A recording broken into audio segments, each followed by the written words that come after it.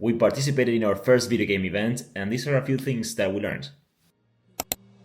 Hello everyone, the Legacy of Pandora team over here, bringing you a new devlog update for our Monster-Taming Roguelike. If you're new here, we're making a game set in Greek mythology where you play as Pandora's daughter on a quest to recapture every evil that escaped Pandora's jar. It mixes elements from games like Pokemon and Slay the Spire to give you some turn-based battles, and then the progression of a roguelike through the map and in-game events, which will impact your progress and the way that you structure your teams to fight and reach the end goal. Last weekend we went to GDLX, an indie games conference here in London, to showcase an early build for the game, primarily focusing on the battle system and the in-game events system to see how people felt about the dynamics and different features that we're building towards full demo by July, hopefully. Here are a few of the things that we learned while showing this early build. First one, a really good tutorial makes or breaks the user experience. We didn't have much time to prepare the full demo tutorial, so we pushed through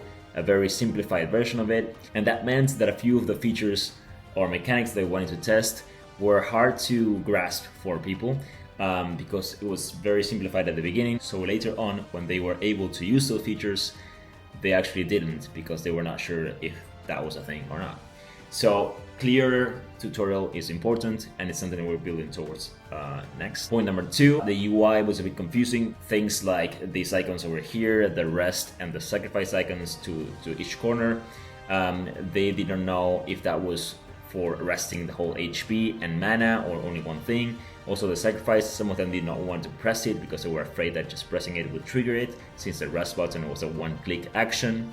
So yeah, a few of the things that we put out there, now we know that they could be better. Number three, clarity around monster types and moves.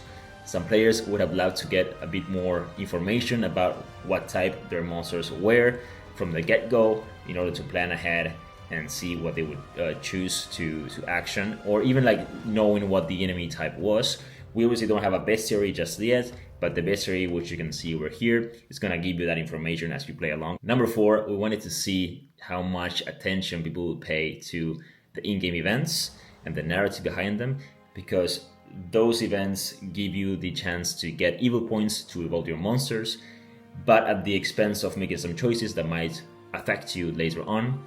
We saw mixed feelings or mixed perceptions about this. Some would take their sweet time and just action as they would do in real life. Others just wanted to hunt a specific evil point, so didn't pay much attention to what's going on in the event. So there's still things to test around the in-game events and how people digest what's going on, and then at the same time plan their teams accordingly. Moving on to animation and art department and the progress towards that. I want to talk about some of the animations first of the status conditions. Obviously, because this is a turn-based game where your monsters use moves to fight, there are some status conditions. There's heal, bleed, paralyze, fatigue, and a few others. So we want to showcase them to you as of now. First off, the heal status that started with some hearts, some green hearts. This one we were afraid that it could be confused with like charming someone, so what we decided to do was something closer to like sparks or stars to really showcase that the monster is healing. When it comes to bleeding, we're not there yet, but we're exploring different options of how to showcase the damage, the constant damage each turn that your monster is receiving. In terms of paralyze, we're very happy with it. This is it. It's a very good example of getting paralyzed and just failing to attack. In terms of fatigue, we're going with some a reddish tone and some drops to express that tiredness and that exhaustion that the monster is going through. Not final yet, but it's very close. We also have some progress in terms of characters, because it's a demo with one full level that we're gonna be building towards. There's gonna be an end boss for this level, one final boss to fight. And in this case, we're working towards the evil boss of violence. As you may know or not, this game has 8 types for the monsters, a few of them being violence, greed, madness, sorrow. So we wanted to showcase one of these evil bosses to fight and defeat at the end of the demo for you to win the demo. So we decided to explore how would we represent violence as a character. What would that be? And with that, we decided to explore, okay, they might just have multiple hands, like huge fists or claws to cause a lot of damage. They might just have a mouth that devours everything because it's in a violent way, like strips you of your being constantly. So we decided to play with this idea and really evolved the sketches of this to get towards what we think is very close to be the end design. It's not fully drawn or colored, but this is gonna be the final approach to it. Another very cool character that we are finally tackling is Hestia. Hestia is an Olympian, is Zeus, one of Zeus' siblings, and she is the goddess of the home, the hearth, and also sacrifice. And because our game has a huge aspect around sacrifice, because it's a key mechanic during the battles, we wanted to bring Hestia into the mix.